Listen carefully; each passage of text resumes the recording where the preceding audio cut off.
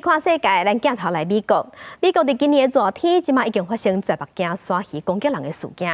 伫美国国庆假期这段期间，福州的海边也阁出现鲨鱼，尤其是惊到赶紧拢爬起来，唔敢阁落水。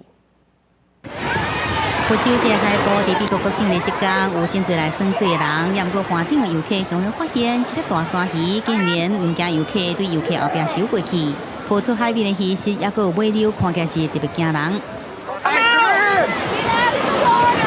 面上大花紧起来，无想到鲨鱼像是示威共款，伊个外头虽然伫共一片的水色。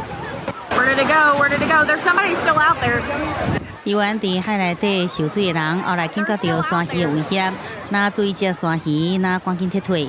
加在这摆事件无造成伤亡意外，不过今年对热天以来，全美已经发生16件鲨鱼攻击人类的事件。